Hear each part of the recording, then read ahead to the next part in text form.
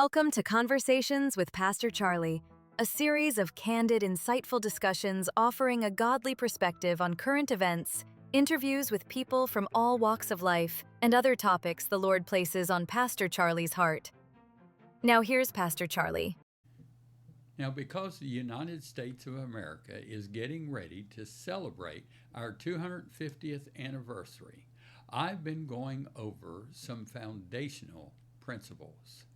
Tonight, I want to continue to talk about something that some might call political, but really, it's a biblical principle, and it affects the church as well as the United States. Now, this is part 7 of the United We Stand series. Our starting point was and is Mark 3:24 and 25, which says, if a kingdom is divided against itself, that kingdom cannot stand. And if a house is divided against itself, that house will not be able to stand. Now, this applies to our nation. It applies to the church. And it also applies to our families. Now, over the past few weeks, we have identified several problems that have divided the church, and therefore our country is in disunity. Now, tonight, I will be addressing how big is too big. Now, John Emmerich Edward Dauberg Acton, he was the first Baron Acton, known as Lord Acton. Now, he was an English Catholic historian, politician, and writer, widely regarded as one of the most learned men of the 19th century and a leading figure in the classical liberal tradition. He is best known for his famous saying, now I know you've heard this, listen, power tends to corrupt, and absolute power corrupts absolutely, which underscores his central belief in the dangers of unchecked authority and the necessity of limiting governmental and institutional power to protect individual liberty. Now, Acton dedicated his life to the study of the history of liberty, aiming to write a comprehensive history of liberty. Though it remained unfinished, his work profoundly influenced historical scholarship and political thought. He was a strong advocate for individual rights, a supporter of Irish Home Rule, and a critic of papal infallibility, maintaining a complex relationship with the Catholic Church while championing intellectual and religious freedom. He is also accredited with saying, there are many things the government can't do, many good purposes it must renounce. It must leave them to the enterprise of others. It cannot feed the people. It cannot enrich the people. It cannot teach the people. You know, early in our history, our founders and most people agreed that the federal government had a few important jobs to do: maintain the rule of law, protect citizens, defense of our country and its people. But it should not be part of our daily lives. Early in our history, the government cost the average American about $20 a year in today's dollars. Today, it costs each of us more than $10,000 per year on average. The unraveling of limited government began about 100 years ago with the progressives. By the 60s, the leaders of both parties believed that there was no problem, no matter how big or small, that shouldn't be solved politically. It has gotten so bad that now the average American now looks to the government to solve all the problems. Well, does God tell us how big our government should be? Well, Christians throughout history have had to put up with some pretty bad governments. But American Christians have a representative government. Political choice is not just a right, it is a responsibility. We need to exercise that responsibility based upon our Christian faith. The Bible does give us some examples. Now, let me remind you of the story of Jacob's sons and how they treated their brother Joseph. They were very jealous of Jacob's affections toward Joseph. They plotted to kill Joseph, but instead sold him into slavery.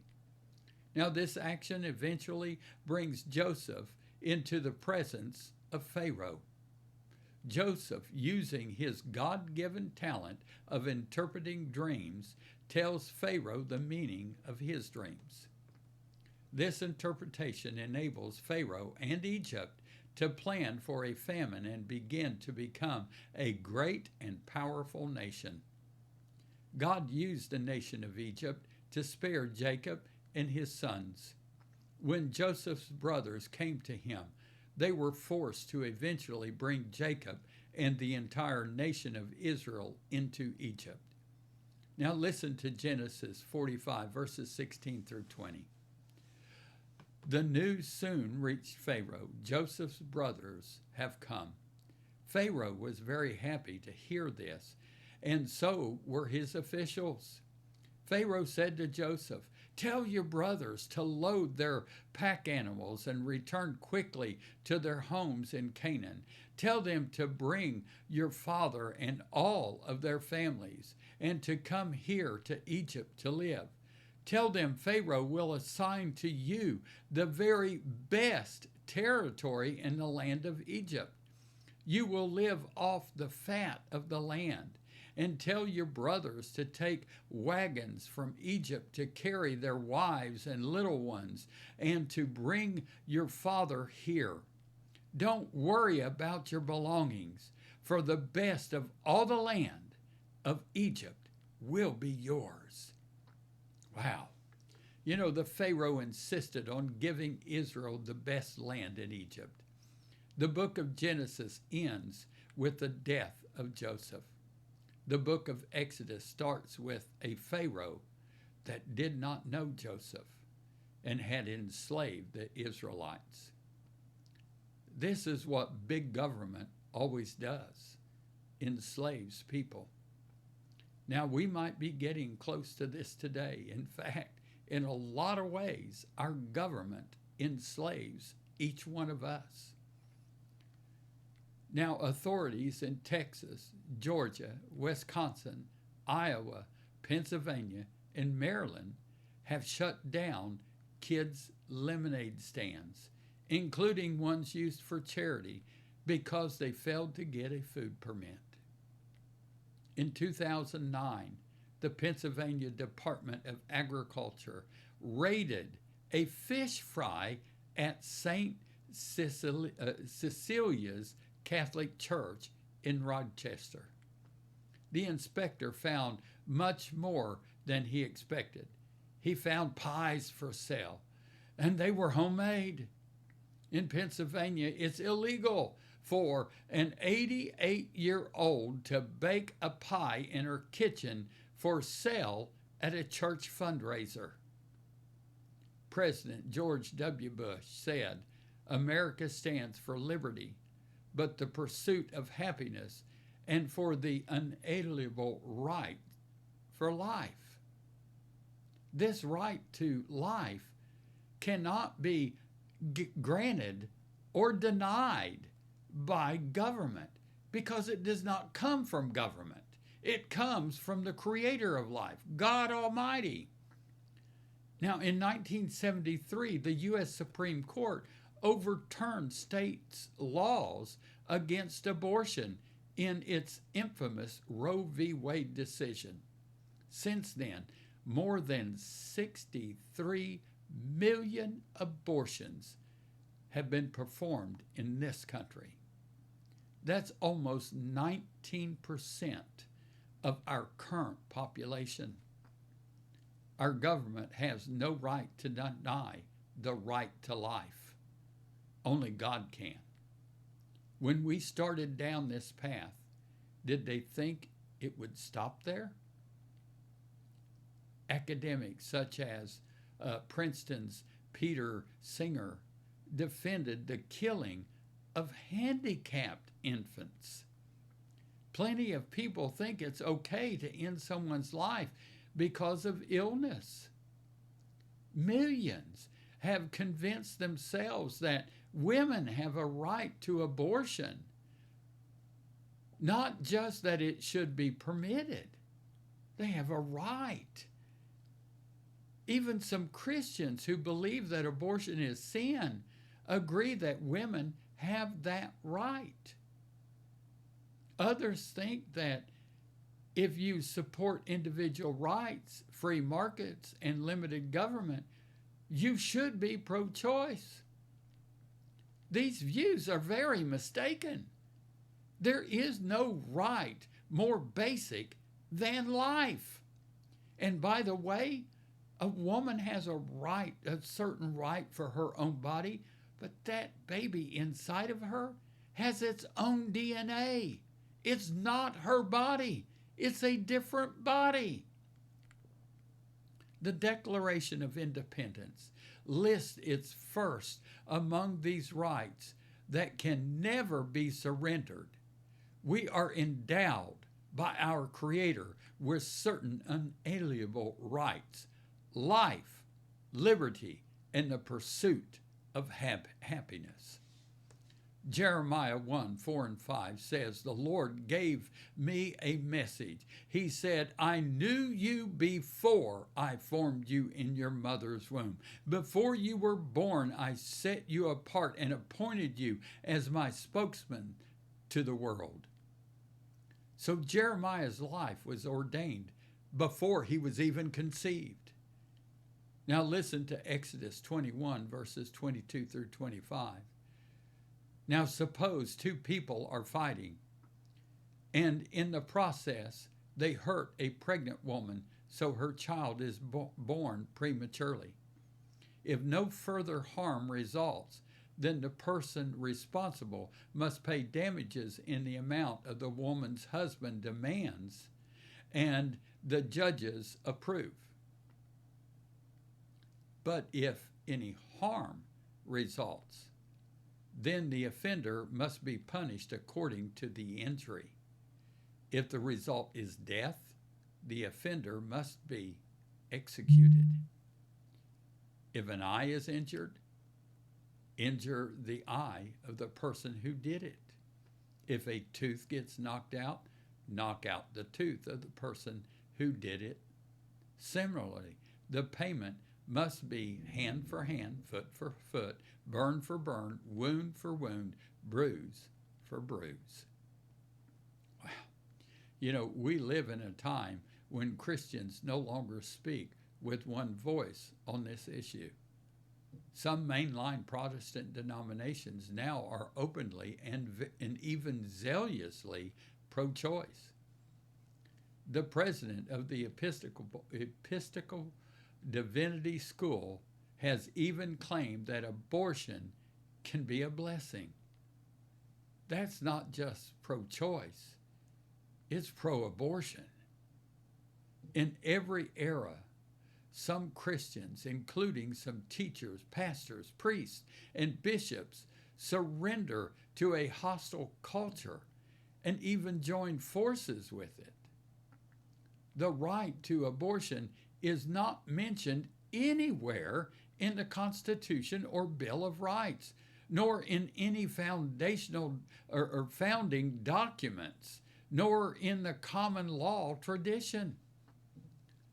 The United States Supreme Court needed a very clever legal pretense, and they argued that it's a right to privacy, just like the perverse 1857 Dred Scott decision, when an earlier Supreme Court determined that blacks lacked rights that whites enjoyed, and our highest court declared that the unborn lacked rights that the born enjoyed.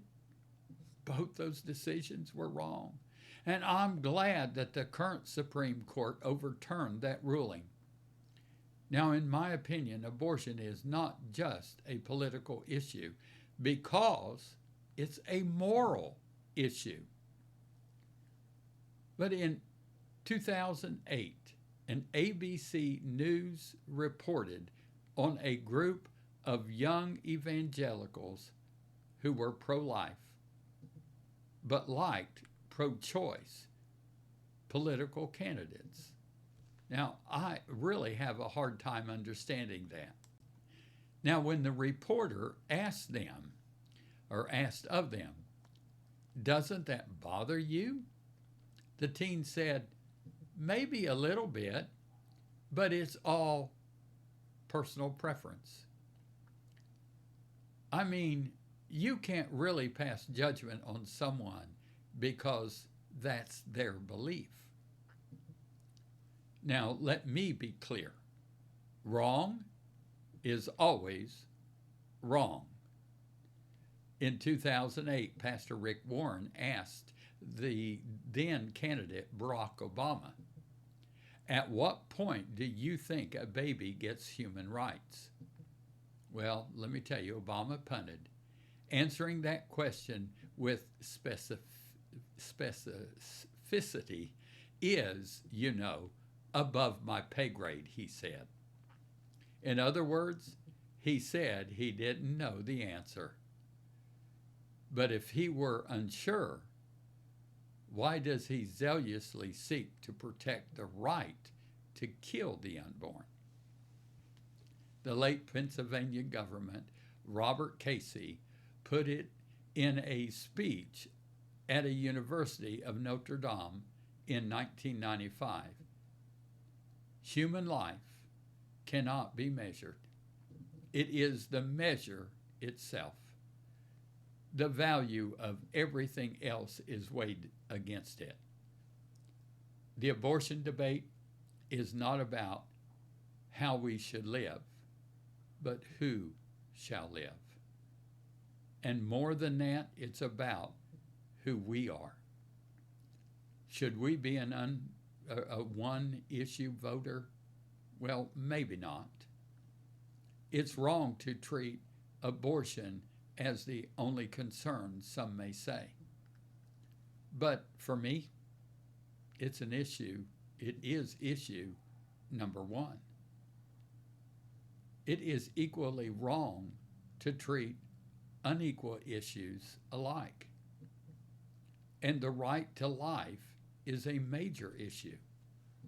The United States Declaration of Independence says we hold these truths to be self-evident, that all men are created equal, that they are endowed by their Creator with certain unalienable rights, that among these are life, liberty, and the pursuit of happiness.